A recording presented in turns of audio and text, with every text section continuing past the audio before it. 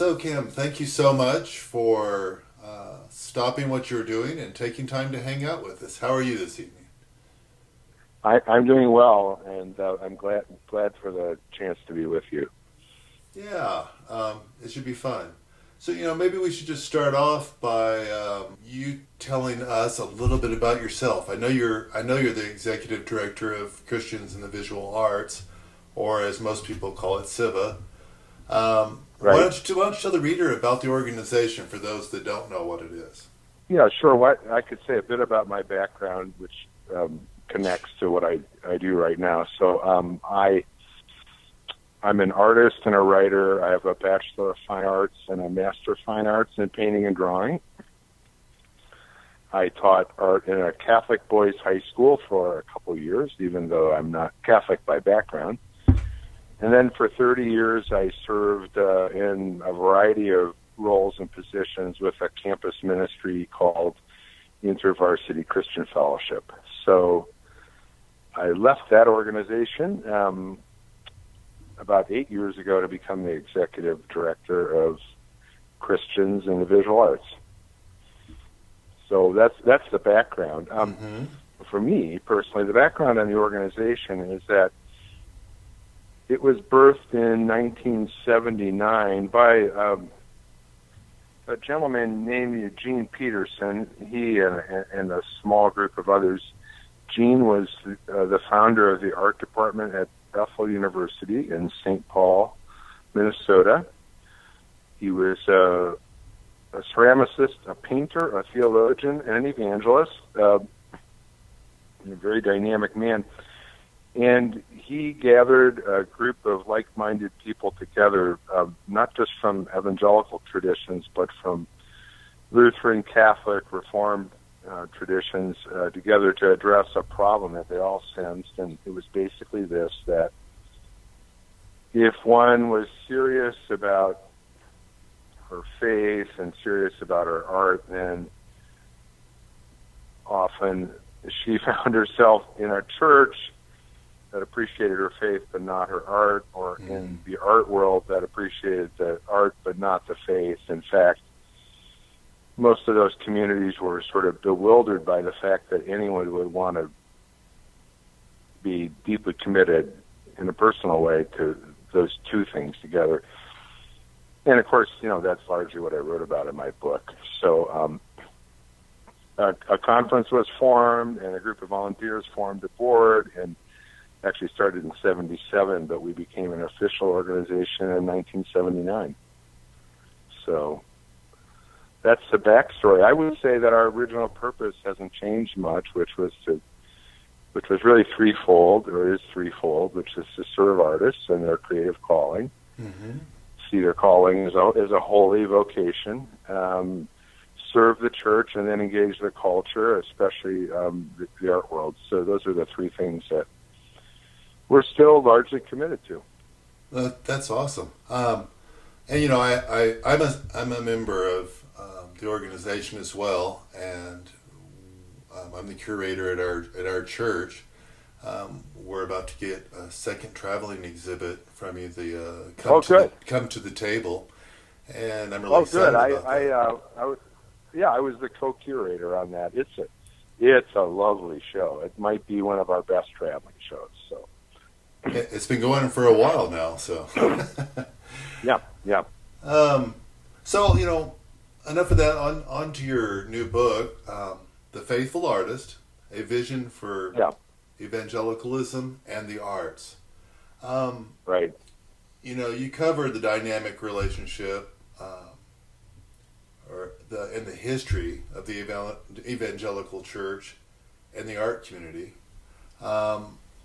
Since you've done extensive research on that subject, as well as having firsthand experience in your current job, maybe you could tell us a little bit about your observations on the relationship of the art community and the church today, and then we'll get into a little bit of the history of the way it used to be. Yeah, right. I think that. Well, I still think it's a pretty distressed relationship. So I still think that I still think the reasons why Eugene Johnson and others founded CIVA are still, pretty relevant today. But there's shifting ground in a couple respects. So, I mean, it's still the case that the high art world would feel pretty suspicious about Christians who are artists and who really believed really believed their Christian faith, right? I mean, you could treat it ironically or treat it in all kinds of ways, but if there's a personally held faith, there's still suspicion there. And the church is generally still pretty suspicious of the art world and what goes on there, and its kind of bohemian reputation. So that hasn't gone away, but I think the posture of the church in American life and culture with respect to art is still evolving or migrating or changing, quite a lot. So, I mean, as you already mentioned, you belong to a church and it has an exhibit program. And while still most churches probably don't do that, there are actually hundreds and hundreds of churches around the country now that have a gallery program and have an exhibit program and feel like they want the visual arts to be a part of their worship and their education and their life together. And when CIVA was founded, that would have just been very, very unusual. So when churches start making those moves, then artists start feeling welcome in those kinds of churches. Because it feels like their vocation is valued, right? So absolutely, it just sort of makes sense. So I would say, almost 40 years ago when CIVA was founded, you just really didn't even know where to look to find another Christian who might be engaged in the visual arts. Certainly not with formal training and background. And these days, I mean, they're just everywhere, and they're doing excellent work. And so there isn't that sense of isolation, and there isn't that sense of lostness in terms of, well, where do I go and where do I find a resource? It's, I mean, I just published this book, but, I mean, there's a whole bookshelf full of stuff out there now that you can pick up, not to mention online stuff and conferences, so it's a much more rich environment. Therefore, it's more encouraging to artists who are Christians, and then it follows, of course, that they're making better work for the church in part, right? So, absolutely. Yeah, that's the kind of ecosystem that's tuned up. Absolutely. Yeah. Absolutely. I was going to say this is probably a good opportunity for me to put in a plug-in for InterVarsity Press, because your book is part of a series called Studies in Theology and the Arts. So obviously we're coming along, right? Yeah, well, in fact, it turns out that by the time I handed in my manuscript that I've been working on for a very long time, they had just decided to go with that series. And so the first book in the series, Modern Art and the Life of a Culture, was written by two CIVA members, good friends, Jonathan Anderson and Bill Dernis. And the third book in the series coming out is actually the papers and major talks from the last conference that we hosted 2 years ago in Calvin College, and I have a chapter in that. And then there's, so there's a whole. It's just a really rich series. I mean, I'm really honored to be a part of it, and it.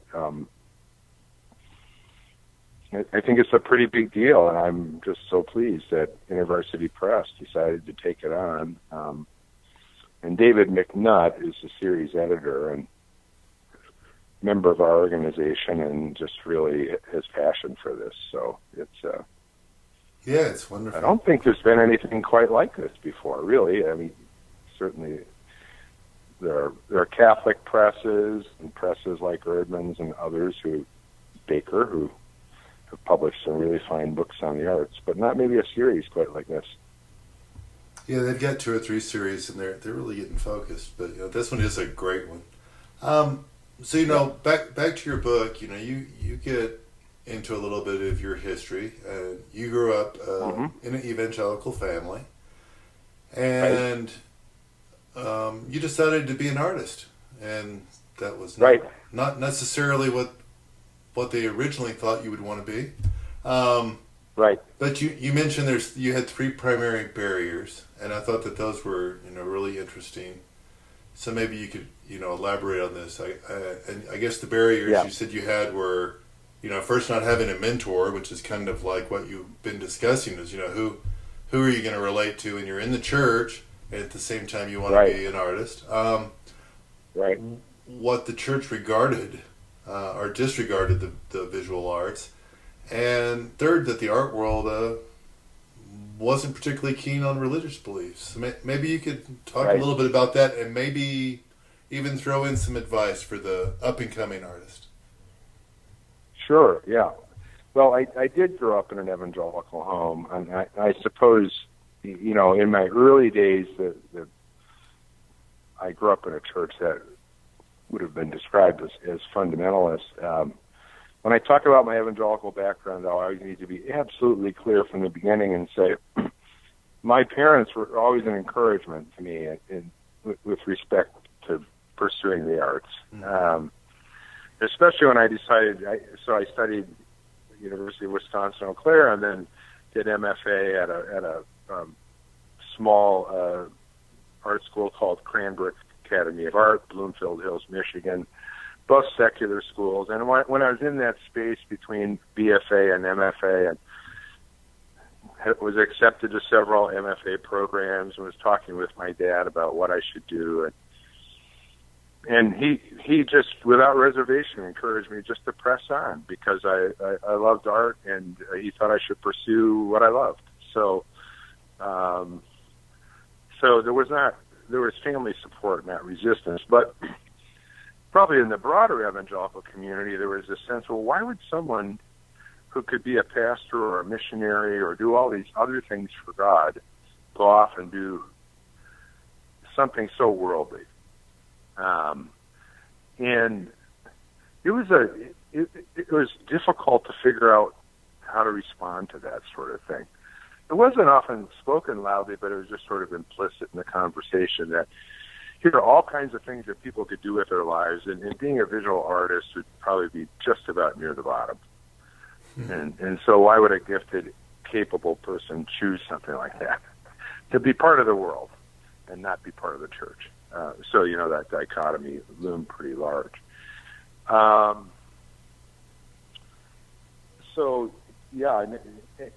a young person, then the question is, if you were a Christian and you wanted to be an artist, who in the world would you look to? And I just really had never met another Christian who was an artist until I was in college, and then I only met one other classmate who remains a friend of mine to this day. And then in my MFA program, which was very small, about 120, 140 students, I don't remember ever meeting anyone who was even remotely religious. So Sundays would come and go, and my wife and I would be regular church worshipers. And I don't believe I ever met anyone in the academy at that time who was, say, even a churchgoer nominally. So it was, it was a different space. Yes. It was a different space. That didn't discourage me from wanting to go to church, nor did it discourage me from wanting to be an artist for some reason. But I think the second point, I was thinking about this a lot in the last couple months about the lack of awareness we had growing up in the church of the history of art, and in particular, the history of Christian art. I don't think that we even realize that in the history of art, that there was a rich Christian tradition where art was telling a gospel story that we are all so committed to. Mm-hmm. And there wasn't paint in the museums of the world, in the great cathedrals of Europe and U.S. too. And I think we had no sense that was going on. I gave a lecture recently at Concordia University in Nebraska, and they're celebrating the 500th year of the Protestant Reformation. And so I talked about Martin Luther, among other things, and his friendship with Lucas Cranach the Elder, one of the most important Northern Renaissance painters of the day. They were friends, contemporaries. Cranach had painted a portrait of Luther and his wife Kate, and they're just regular friends. And you go back and look at Luther's German Bible, which, Protestant Reformation, first time the Bible's translated into vernacular language in 1534. And as a Protestant, I didn't know as a young person that it's just lavishly and fantastically illustrated by Cranach. Mm-hmm. Who knew? The tradition we were growing up was against the art, the arts were idolatry, et cetera, et cetera. And then here's the lead reformer collaborating with one of the most famous artists of his day to do his Bible with him. Just astonishing. And so, just not part of my history. Not part of my history. And it's so rich. So, and, I suppose like the Sistine Chapel was a pretty big gig for Michelangelo as well. Yeah. Well, exactly. And I think that being raised in a Protestant tradition, we imagined, I think sometimes, that everything before the Reformation was all Catholic, but of course, before the Reformation, it was just the church. Divided in all kinds of ways, right? But that tradition of Michelangelo and Da Vinci and, all those artists back, it's our tradition equally so. So it's empowering to discover that, but I didn't discover those sorts of things until midlife or beyond. So, and then I think likewise, something I think that I sensed when I was younger, but I came to know in fact later on that, and I write about this in the book quite a lot, which is that even though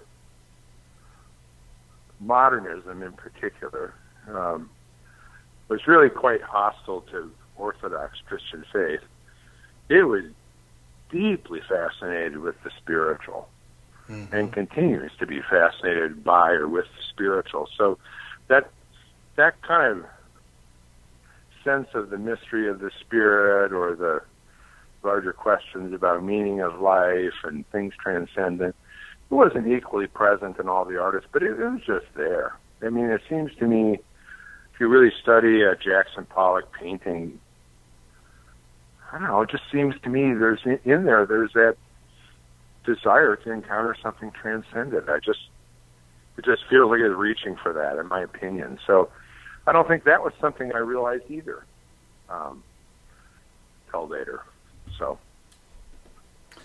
I like what I've shared many times is, artists kind of, they're philosophers in a way. They pick up on the fringe of where society's going and not going, and I think other people have mentioned that they're, the nonverbal philosopher. But if they're focused on God, then they're somewhat of a theologian as well. Right. Yeah, and I think that in some other talks and lectures that I've been giving, I've been thinking about. I've always liked the Venn diagram, but I've been thinking about the Venn diagram even more, because it seems to me that persons who are attracted to the Venn diagram are people who are interested in thinking about how two circles of certain kinds of realities or ideas or experiences that seem really quite disparate from one another. People who are intrigued by the possibility that they actually might touch and overlap in some way are interesting kind of people. I think they're the kind of people who love their neighbors, if I can put it that way, because you could say, well, on the face of it, here's an art world that doesn't seem to really have anything to do with my Orthodox Christian faith. But actually, there's a whole bunch of folks in the church and in the art world who who've tested that idea and said, wait a minute, there's actually quite a bit of common ground here. And why don't we spend instead of building walls around ourselves, why don't we spend some time talking about that and exploring the places where we may agree, recognizing that on a lot of things we disagree. I guess I feel like Christians in the visual arts is really very much in that place where those kind of circles overlap. So that's true. That's important to me personally and professionally. Absolutely. So, obviously, like you said, you spent years writing this book, and, maybe people sure do or did, don't realize it, but writing the book takes a lot of research. It does. What would you say is your favorite part of the book that you wrote, and why? Yeah, I really like that question. First, I should say, when I started writing, I write a lot, almost. In other words, I spend a lot of time writing. I don't know if I write a lot of good material, but I started on this project just because I wanted to sort out the very problem that I just described. I was not worried much at all about actually publishing a book, and so in the back of my mind, I thought, well, maybe that's possible. So I spent, well over a decade reading and researching it, and just, giving it a regular attention whenever I could. So the point is, I started writing to solve a problem, and seeking some understanding, and that worked well. So the whole process helped me a great deal. That was the greatest thing that happened for me was a personal benefit. So then it was the delight to have it published and published and belonging to a series like the one that it's in. So that's a little background. I think my favorite chapters, probably for different reasons. I like chapter 1, and people responded well to that because I was just sort of setting the stage for the evangelical church and modernism in the art world in the post-war period. And I guess people my age, 50s and 60s, have read that and just really resonated with it and said, I remember that period, and thanks for reminding me what was going on, in the church, in the culture, in the art world. So that was a helpful process for me. I've had a lot of people respond to the chapter on the body. I tackled the problem of nakedness and nudity, but I think I went a lot farther with it than most people expected. More happened in that chapter for them. I think it's been a chapter that's been personally meaningful to quite a few people. Maybe it's just near the front of the book, and that's how far they got. I don't know, but I think there's something there that resonates. And my hunch about this is that a lot of the ways that Christian spirituality is presented to us is very Gnostic, very disembodied. Our bodies are our problem, actually, and the chapter after that talks about the senses. So it's the body is the place where the senses reside, and the senses are a problem. But of course, we have the incarnation. Our Lord, God sent our Lord Jesus to us in a body, and He created those bodies too. Yeah, and they bear the image of God, and in the resurrection we'll have bodies still, So we need to rethink this idea that spiritual life and spiritual experience is disembodied is really a heresy, actually. And so I guess that chapter got into that. Then, maybe the other chapter then that was the biggest surprise to me was the last chapter, which is on vocation, because I really, it wasn't part of my original outline. And it was only after I went out to a couple readers, and near the end, I had a little afterword or something initially. And then I thought, I've made this case here, but I haven't really said, well, what in the world should we do now? And so that got me thinking about the artist's vocation a lot. And so I think I was going to end with beauty, but I wrote about beauty, but then I ended with vocation instead. And that was a surprise to me, and in a way, I think maybe one of the stronger chapters. So, yeah, you know, I enjoyed your chapter on the body as well. You know, I've got a lot of artist friends, and they're always excited to go into figure drawing, but frequently they're a little uncomfortable when it actually happens the first time. But I never really thought about, you know, from the perspective that you wrote, how uncomfortable that could be, even though they're really not. There's nothing untoward about it. It's just that it's an uncomfortable situation if you're not used to doing it. Right. So we don't. It wouldn't seem odd to us that, say, for medical reasons, part of a doctor's training or a nurse's training would be to examine a body, and actually, in that case, actually touch it, right? Mm-hmm. Because we'd say that's about health and healing and science, and it's necessary, and I think there's a stronger case for that than, well, why should we draw a nude male or female? I mean, I get that. I get the necessity of it, but I have sometimes, you know, said, and I suppose in a kind of ridiculous way, but our sex-crazed, obsessed culture, I mean, if just everybody in the culture had to take a figure drawing course, we would solve a lot of problems really quickly. Because we would get rid of the fantasy about the body and the airbrushed and the Victoria's Secret models that are, you know, on primetime television in the evening in commercial space that are pornographic. Figure drawing's nothing like that, actually. So it actually could be helpful to us. I mean, I think that the artists that I know who study the figure from live models respect people and their bodies. Right. So it's I also said in that chapter, you might recall too, though, that I think that people who are struggling with these issues shouldn't feel in any way obligated to take up that practice. And I think probably any art department in the country needs to allow people to opt out of that, even if it's required, just because of the sexual abuse and damage in the culture. And it's just, you know, so it's very difficult territory, right? Right. But there's been a lot of debates on that too, and I think you brought it up. Yeah. Well, I double guessed myself all along when I was writing it. So. Well, that's good. Yeah, but it was my experience.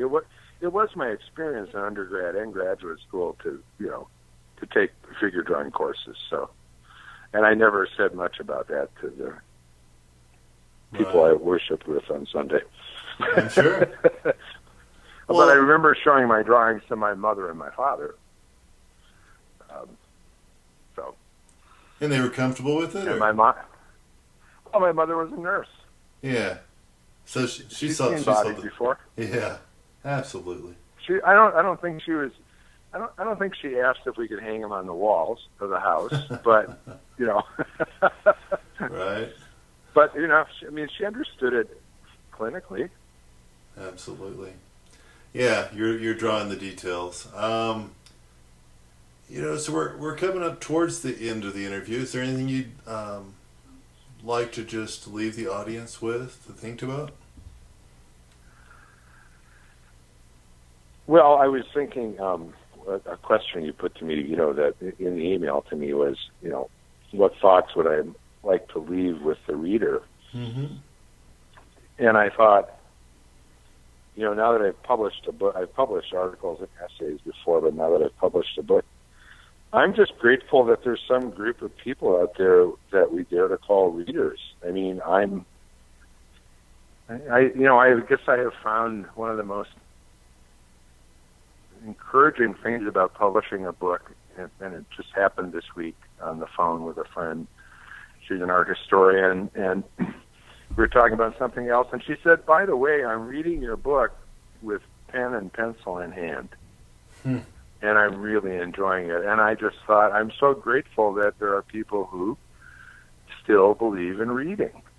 And reading slowly and thoughtfully. And as one who writes, then it is such, in the same way as one who makes art, it's an honor to have people come and actually study your work, and then as a writer to have a reader. So, well, I think they all read. It needs to be 140 characters or less.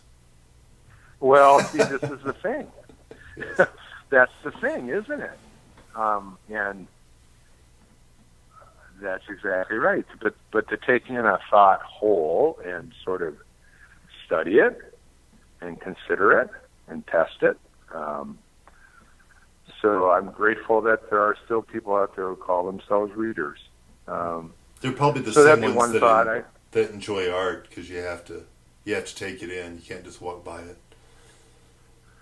Well, that's right. And to church people who are kind of struggling to get art, I say, so you've probably all done Bible study, right? And they go, oh, yeah, we studied the Bible. Well,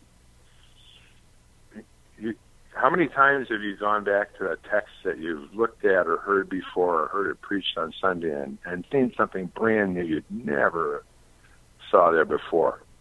Oh, yeah, it happens all the time. Well, the arts are like that. So the more time you spend, the more time, especially to works of art that are, that have some staying power, they're multi-layered, and the viewer and the listener, the reader, they're rewarded, I think. So that's my experience. Well, perfect. Well, thank you once again for sharing with us and for writing a great book. Well, thank you. Yeah, and I should, I guess, on top of thanking readers, I should thank listeners. So, grateful for anyone who listens in on this interview. Thanks for taking time to include me. I appreciate it.